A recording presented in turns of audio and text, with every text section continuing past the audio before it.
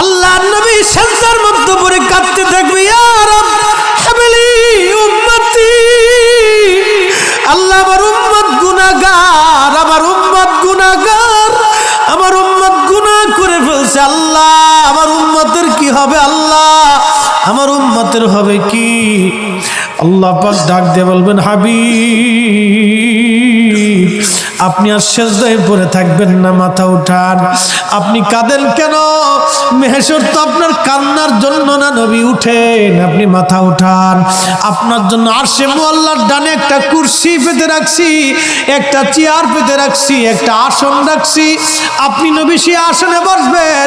আপনি মাথা উঠান, আপনি আমার হাবিব, আপনি আমার বন্ধু, আপনি আর কাঁদবেন না। হুজুর আপনি মাথা উঠান। আল্লাহর নবী তখন বলবে, ইয়া রব হাবলি উম্মতি, আল্লাহ আমার উম্মত গুনাহ করছে। আল্লাহ ডাক দিবে, হাবিব আপনি মাথা উঠান। আপনি সর্বপ্রথম হামদের পতাকা উড়াবেন, আপনি সুপারিশের পতাকা উড়াবেন, আপনি যাকে খুশি তাকে নিয়ে জান্নাতে চলে যান। একবার জোরে বলা যাবে কি সুবহান।